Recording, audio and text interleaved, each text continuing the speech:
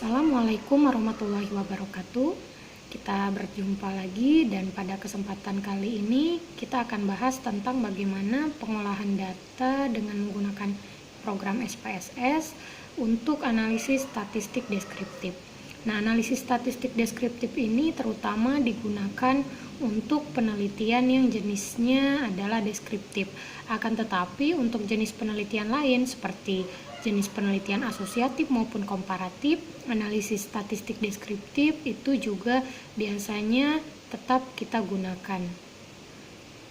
Pada umumnya, analisis statistik deskriptif yang paling banyak kita gunakan adalah analisis yang digunakan untuk melihat bagaimana gambaran dari responden yang sudah kita kumpulkan datanya menjadi sampel, maupun jika kita ingin melihat bagaimana frekuensi dari jawaban responden atas pertanyaan-pertanyaan dari kuesioner yang sudah kita bagikan. Untuk analisis deskriptif responden, langkah-langkah yang bisa kita gunakan untuk melakukan proses pengolahan data menggunakan program SPSS itu bisa dilihat sebagai berikut. Untuk lebih jelasnya, kita akan praktek di program SPSS-nya. Terlebih dahulu kita buka data penelitian kita yang sudah disimpan dalam bentuk SPSS. Kemudian langkah yang pertama yaitu klik Analyze, kemudian pilih Deskriptif Statistik, kemudian pilih Frekuensi. Oke.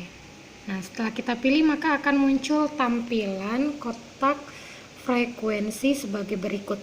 Nah, biasanya yang ingin kita lihat adalah bagaimana gambaran atau deskripsi dari karakteristik responden kita dan jawaban-jawaban dari pertanyaan di kuesioner kita. Maka untuk langkah selanjutnya kita pilih karakteristik responden kita di sini yang antara lain ada jenis kelamin, umur responden, lama kerja, kemudian untuk seluruh pertanyaannya juga kita pindahkan ke kotak variabel. Caranya kita blok seluruh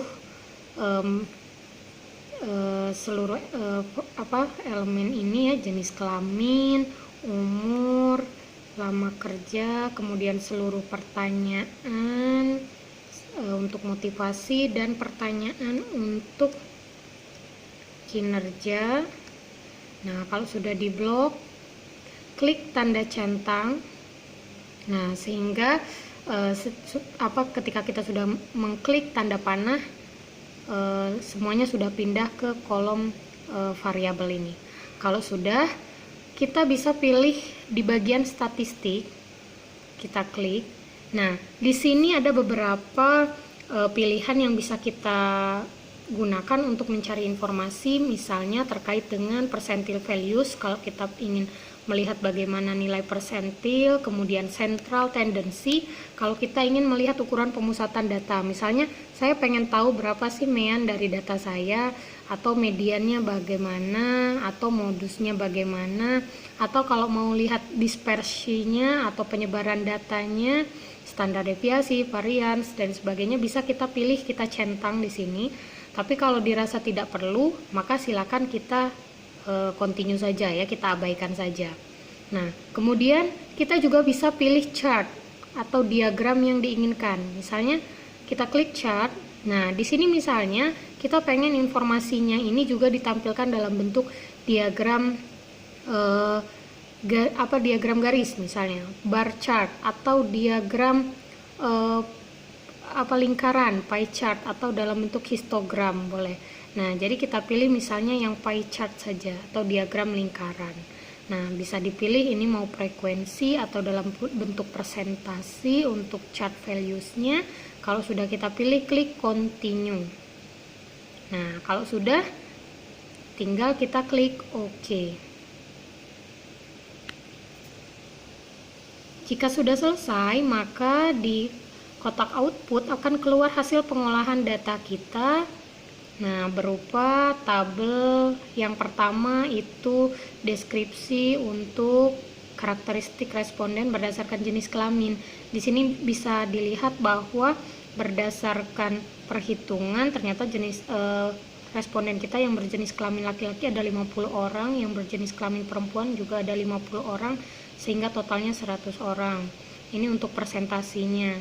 Dan seterusnya ya, bisa dibaca informasinya. Kemudian untuk umur responden juga seperti itu.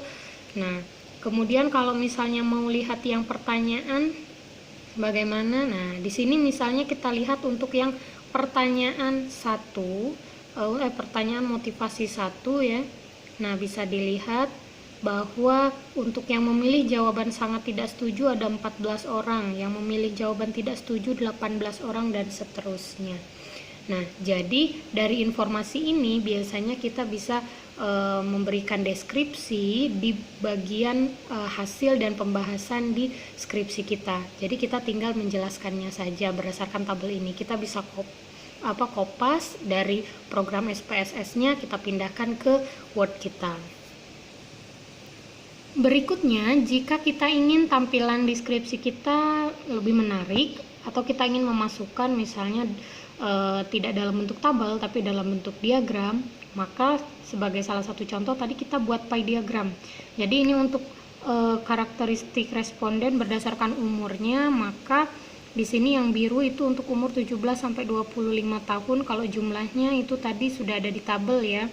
Nah, jadi kita bisa kopas juga ke Word. Cara kopasnya seperti apa kalau dari program SPSS? Nah, jadi kita tinggal klik gambarnya, kemudian klik kanan, baik itu gambar ataupun tabel ya, caranya sama. Klik kanan di gambar atau di tabel, kemudian klik copy. Nanti di Word kita tinggal klik kanan, paste, dan selesai. Jadi di hasil dan pembahasan kita tinggal menjelaskan berdasarkan tabel atau berdasarkan grafik hasil pengolahan data, maka data responden kita itu seperti apa, atau hasil dari pertanyaan-pertanyaan kita yang dibagikan di kuesioner itu hasilnya seperti apa, sehingga kita bisa menarik sebuah kesimpulan dari data yang sudah kita kumpulkan sebelumnya. Nah, demikian untuk analisis statistik deskriptif, semoga bisa dipahami. Saya akhiri, wassalamualaikum warahmatullahi wabarakatuh.